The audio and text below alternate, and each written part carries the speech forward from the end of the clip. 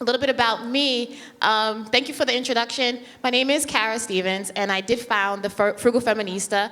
And honestly, it was called First Girl Get Your Life Together. It was a blogspot.com.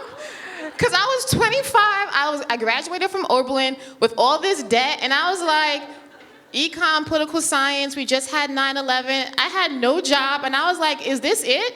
Y'all gotta come better. So I would sit there and be like, when the loan payments started coming, they're asking me to pay this back, I was like, oh, they're serious. They really want this money back? I did not make the connection between the promissory note I signed whenever I signed it, and they called me for this money. I'm like, please stop. So, and it kept on coming, the bills kept on coming. So along the way, we're supposed to get into our relationship with money, but I just have to really tell you how it is out there. So you have all these degrees, pedigrees from these very expensive public and private universities, and you can't tell the difference from, a paycheck from a student loan repayment, and they're asking you, what do you want to do with your life? You don't know. And honestly, that's where the Frugal Feminista ended up coming, moving from being Girl Get Your Life Together to the Frugal Feminista, because once I began to really sit down and figure out, especially because my mom was looking at me kind of crazy, she's like, you got to pay these loans back. I was like, how come you didn't tell me? I had to pay it back. That's your fault. So that's what we're talking about today. We're going to be talking about our relationships with money. And for those of you who've ever made financial mistakes, who've ever had this sense of shame or guilt or worry about money, this is a safe space for us to really begin to unpack that. I like to comment, I love Cardi B, and I do love Oprah, so sometimes together I feel like I'm a ratchet Oprah. So, so we're gonna go deep, but we're not gonna get so deep that, we take ourselves too seriously. We're gonna move through with some actions, okay? So, one of the things, my family is from Antigua, the beautiful island of Antigua. Anyone ever been? You need to go. So just put that on your to-do list after you get some money, right? So I'm from Antigua. My mom immigrated here in the late 1970s, and without knowing it, she became a single mom without her permission. So my father left us, went back to Antigua, and so my mom became the chief breadwinner and emotional caregiver for two kids, Hollis Queens, in one fell swoop. And what she didn't realize after a while was that she was depressed, right? And I was her little girl. I loved my mother. And as a little girl, and I'm not sure any of us here from first-generation Americans in the house. Yeah? Yeah! Yes. So first-generation Americans, we have, I can't speak for all, but just in terms of the communities I've grown up in and connected with at Oberlin, at Columbia, have been that we are raised to obey. We are raised to obey. So even without your mom having to tell you, you try to make her life easier because you're a reflection of them. So y'all, my mom was depressed, and she did not know. And you can't talk about depression to an immigrant mother who has to raise two kids. She's like, don't worry about my feelings. You're gonna go to this school, you're gonna get good grades, you're not gonna get pregnant, and then somehow you're gonna find a man and get married. Hold on, how do those two things work out, right? And so what ends up happening is that when I was 6, my earliest money memory was of my mom taking me to go shoe shopping. And that should be something pleasurable for a child, but I had this great sense of anxiety by the time we got to the cashier. My mom, first of all, I couldn't get the name brand sneakers. Don't even think about it. I got the sneakers. I had to choose from the sneakers in the bucket that were tied together with a rubber band. You ever had those? The kangaroos? Whatever. But I wanted to make my mom happy. I wanted to please my mother. So I went to that bucket, found my size, and then as we went up to the cashier's machine, I saw my mom look into her wallet, and it looked like there was nothing there. And I saw her pull out a $20 bill or whatever dollar bill, and she crinkled it so hard, it seemed like it was hard for her to let go. And I remember as she gave the money to the cashier, I spoke out trying to comfort my mom. I said, Mom, you look so sad when you spend money. right? And someone behind me started laughing. And I'm thinking, I'm having a personal moment with my mother. Can I just connect? But that is my earliest and my most vivid money memory. So I learned a couple of things when I was younger. I learned that love is fleeting, so don't hold on to it. I learned 2, spending makes you feel sad, so try to avoid it. And then my mom gave me some other gems of life lessons when it came to money. Good things, on the other hand, was that you're gonna get yourself educated because you need to be self-sufficient, right? So I went to Oberlin, went to Columbia, I got like 3 degrees, some certificates, whatever. Got a lot of stuff going on, had a lot of debt. Thank you very much. That wasn't for that, it was just to tell me that these lessons that they teach you, you follow through on them. And then sometimes they work to your benefit and sometimes they don't, and that's what we're gonna be talking about. Another life lesson that my mom taught me was, my mom was a nurse by trade, but during the day, from 6 to 8 p.m., we had Mary's Boutique in our living room. And I was the one that brought out the clothes to her coworkers that would come. And I would lay them on the sofa so they can choose. So she said, in addition to whatever it is you do during the day, you can do something at night and make some extra money. But along the way, by the time I graduated from Oberlin, I had one boyfriend. I don't know why he stayed with me, because in hindsight, I was a mess. One thing I knew about myself was that I was smart, but I was very hard on the inside, right? I had learned to close up myself, to have a stiff upper lip, and never let anybody in. Because the world was a place that was full of scary things, and it was my best interest not to risk anything in love, in particular, and also when it comes to my money. My mom taught me that you cannot trust men with money. If you get married and you have a husband, do not share with him how much money you make. Other profoundly helpful thing she taught me was that it's still your responsibility to maintain some of these traditional roles in the family. So I say all that to say is that I was in therapy for many years, shortly thereafter, to unpack a lot of those issues.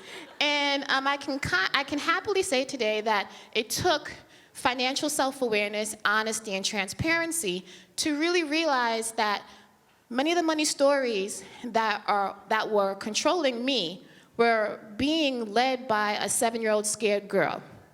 And some of you in this audience may be allowing a rebellious 16-year-old to run your finances, a sad 21-year-old to run their finances, or you're allowing your mom or your dad's money story to run your money story. All right? And so today we're going to get into what exactly is your money story and to what extent is it really helping you. So, little story about me. I was a kindergarten teacher, you guys. I have that soft, soothing voice that allows me to teach. And I'm an administrator during the day for middle school. They're a pleasure. So what I would like you to do take out a piece of paper. We're going to talk about digging into that vault, right? Digging into the vault of your financial identity and your financial story. Because our relationship with money is one of those things that, even though it's not a person, it's one of those relationships that really dictate the quality of life that we have. And the quality of life the people around us have, and if we decide to have families, the quality of lives of our families. Now, what I want you to do is, in the interest of time, we're going to go through this as quickly as possible, but I'll leave you with everything to do for your life work. I like to call it life work / homework. Right? The same way I shared my money memories and my money lessons, I would like for you to jot down. Please don't judge yourself. We're talking about the first step to kind of changing your money story and changing your life is first identifying what are the messages you were taught around money. So, I'm going to time you. So for 2 minutes, you are going to jot down what were some of the most prominent money stories, money messages that you heard or you saw growing up. I'm just going to give you 2 minutes, and you guys can start now. And since I'm a teacher, I'm going to come down and make sure you're doing your work, all right? So that's time. So who wants to share any of the money messages that came up in their discovery? Lena. And one money message I learned growing up was asking for permission to buy something. And then one other one is my mom always used to hide things from my stepdad when she would go shopping and like put it in the trunk of the car and then like she would tell me to bring things down to the laundry room so he didn't see the bags. So I'm Jess, and men will rely on you for money. Men will rely, if you're in a relationship, the man will rely on you for money. So there's two main ones for me. I was taught that career doesn't matter, but making money does. And also that someone who made more money was seen as more valuable, like their lives were easier. By the way, West Indian mother represent. But those were the main two. Awesome. We want to get about 3 more, right? You never need to buy a brand name anything. Everything should always be generic. And if you buy something new, it comes from Value City or Burlington. Like, there's no reason to ever go to Macy's. Wow. In relation to money, my mother would often say, well, you can't take it with you. So just do what you want. I don't know what our finances look like, but we were happy. Last one. Mine is women aren't the breadwinners. Wow. Okay, so I lied. I'm going to take 3 more because this is so good. Hi. Woo.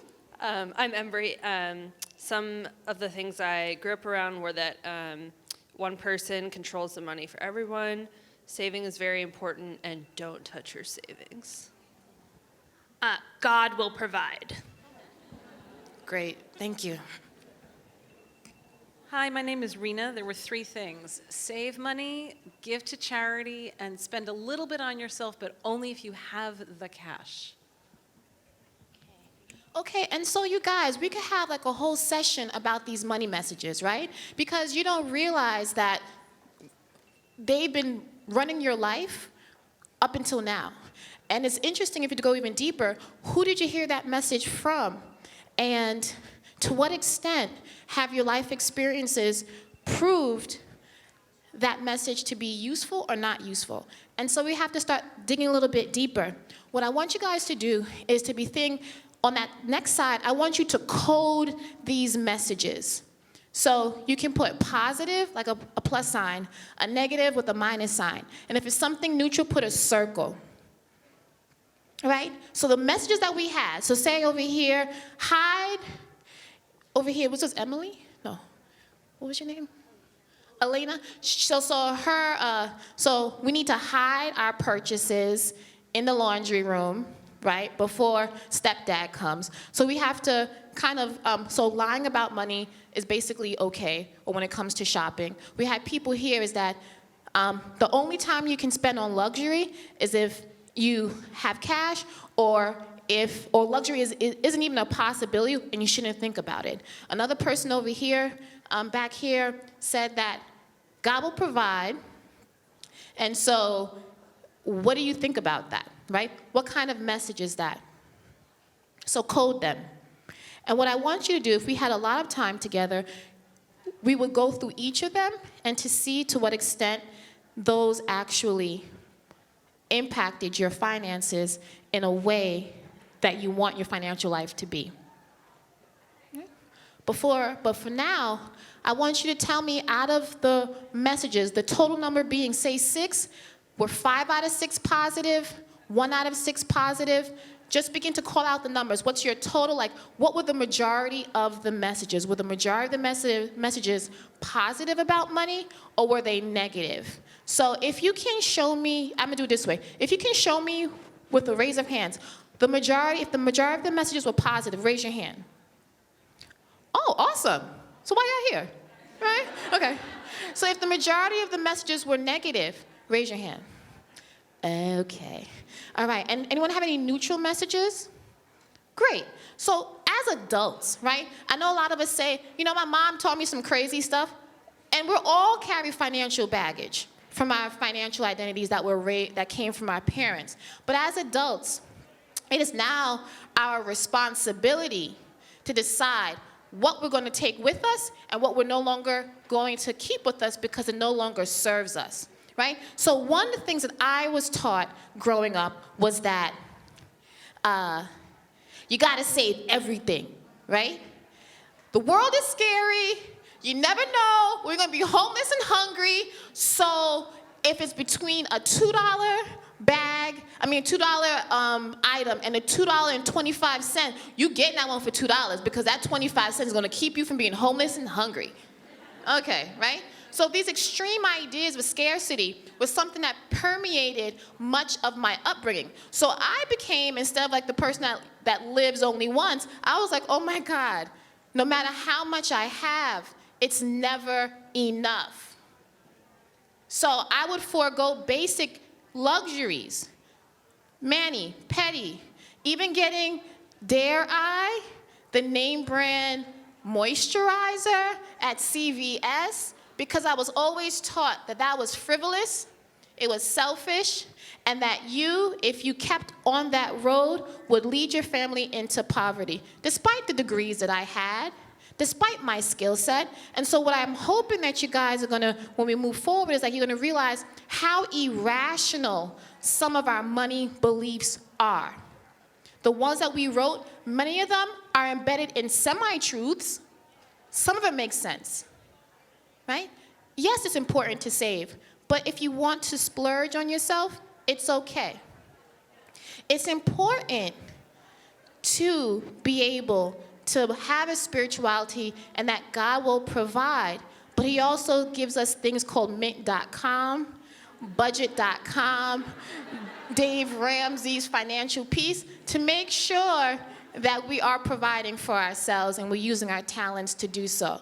So what I want you to do right now is circle one of those beliefs that we're going to rewrite, especially if it was a negative one, and we're going to make it rational.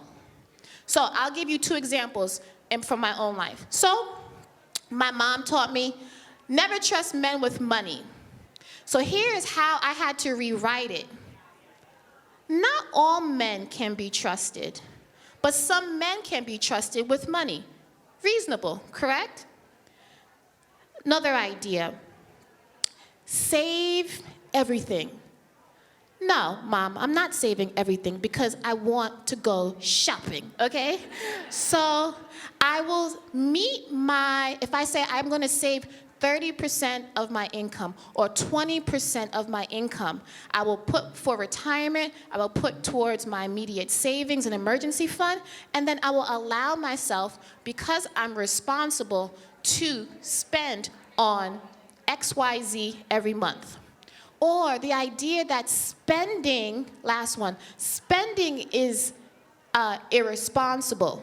No, spending irresponsibly makes you irresponsible. Or overspending when you don't have makes you irresponsible. So what I want you to do is take one of those messages and how can you rewrite it so it is an empowering message that doesn't create this kind of emotional and financial discomfort when you have that belief come into your head.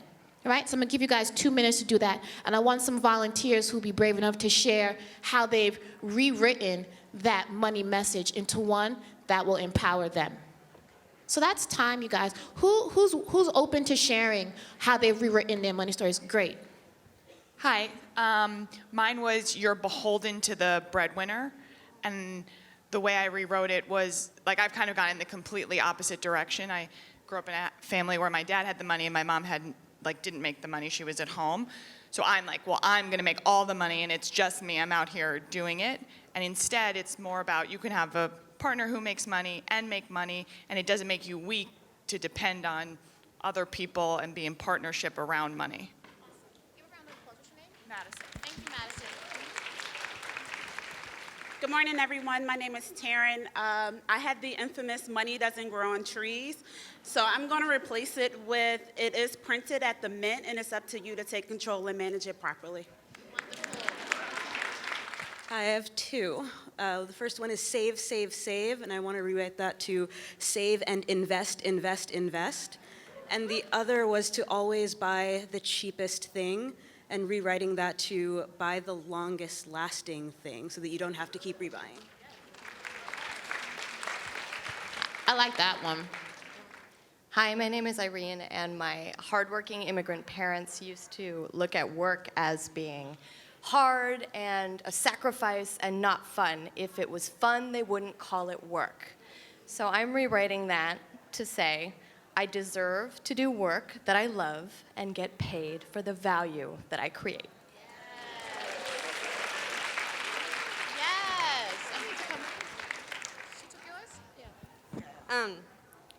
So I grew up in a very Mexican machista household, and my dad always dangled money. So my thing was, man is the breadwinner. So I rewrote mine as, girl, I'm my own breadwinner. My bread is brioche. Hi, I'm Casey. I'm an Oberlin graduate also. Mine is only spend on things you really need. And I changed it to have a plan, save what you need, and spend on stuff you need and want.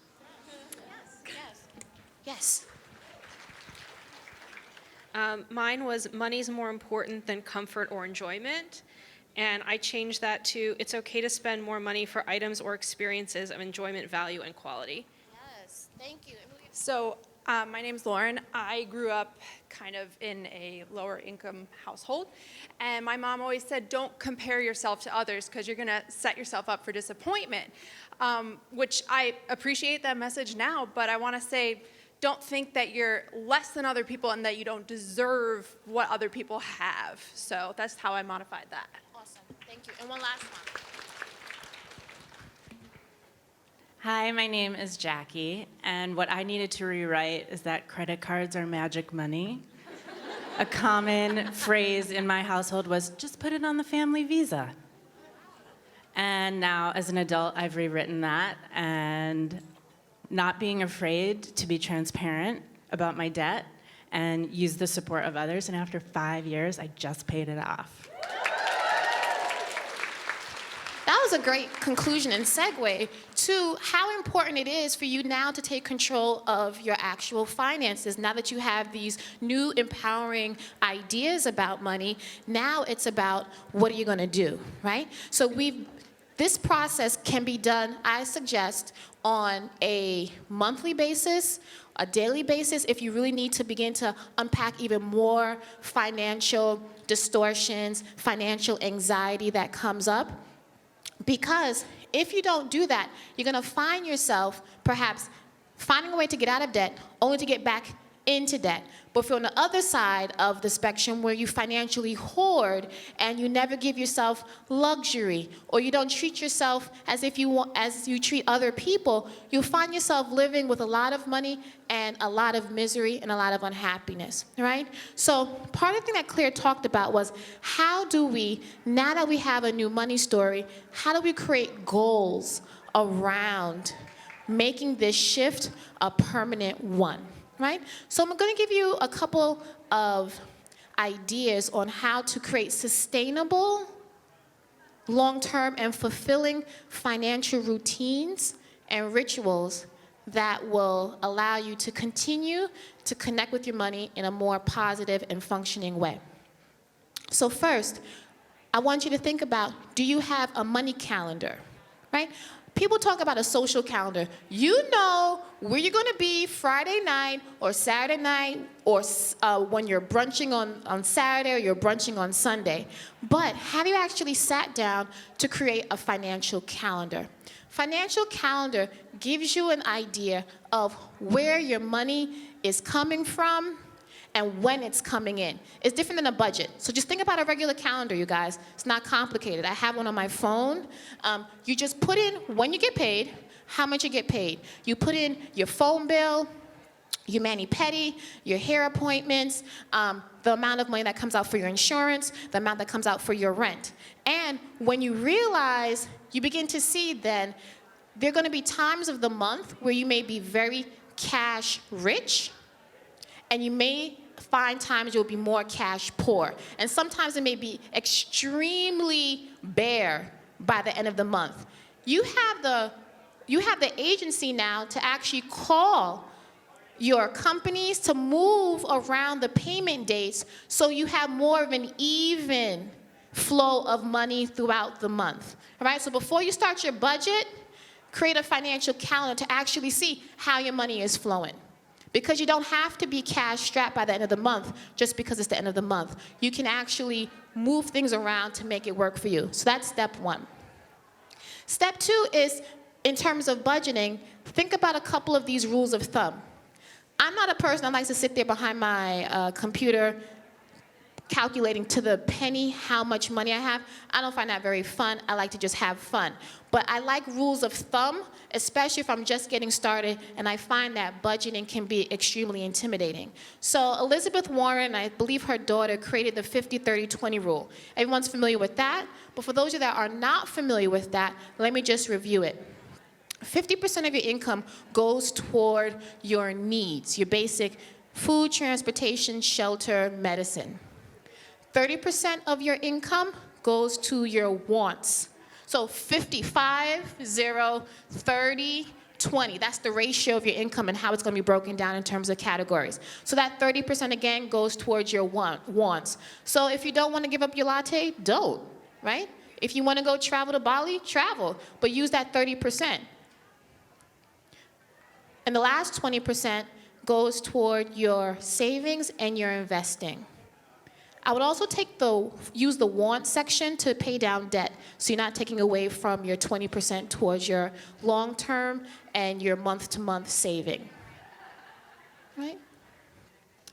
There's also a woman named Nicole Richie, I think, and she talks about boss bitch and career bitch. She has a rule of thumb. That's the 70-15-15 rule. For those of us that live in New York by ourselves, in any part of New York, it seems like, and 50% of your income may a little bit be too low based on how much it actually costs to live, just actually rent a space. So her rule is the 70-15-15 rule, where 70% goes towards your needs, especially in a place like New York. 15 goes towards entertainment, which should be paid for in cash. And the last 15% of your income goes toward your retirement and your end game. Right? Are there any questions about that so far? Great. Yes. They said yes. Yeah, we can talk about, so in terms of, that's awesome. I'm glad that you took that agency. So credit cards want your business, especially if you had a long-term commitment with them. And so if you ask them to lower your interest rate and you've been in good standing, then oftentimes they don't want to lose you to a competitor. They will reduce your interest rate. But moving forward in terms of an action plan now, I want you to identify 2 of your top financial goals between now and June 2019. Just 2. So if, say, for example, you have 3 credit cards, you want to pay off 2 credit cards, that can be your goal. Another example of a goal is I want to create a budget every month. That's a goal. If you want to actually organize your finances, or you want to clear out your email clutter, or you want to organize your inbox, or you want to begin to pay down, put down a down payment for a home, if you're looking for a new career, whatever it is, it can be as small as or as large as you want it to be.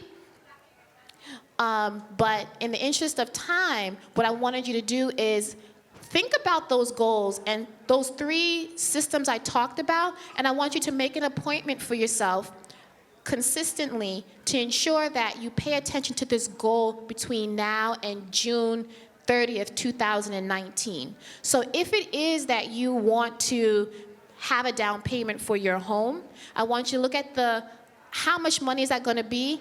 Think about the actual months it's going to take to get there, and where do you want to be by June 2019. Doesn't mean you're going to get there necessarily, but you'll have a pacing and a good idea of how much money you will need to ultimately get to your goal, right? We are about to close off right now, but what I'm hoping is your next step is, in addition to setting those goals for yourself and giving yourself a timeline, what will January look like, February look like, March look like, April look like?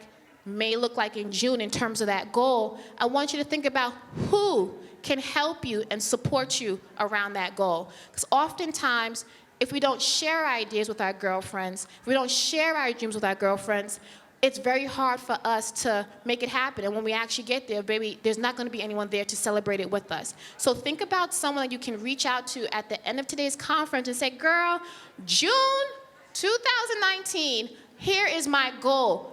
What are your goals? How can we support each other?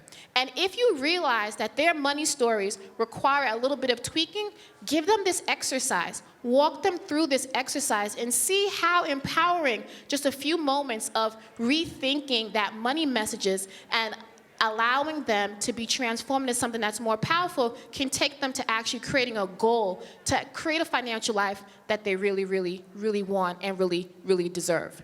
All right? So that is my time, you guys. I'll be over here if you have any questions or want to have a follow-up, but thank you for giving me a chance to help you change your relationship with money.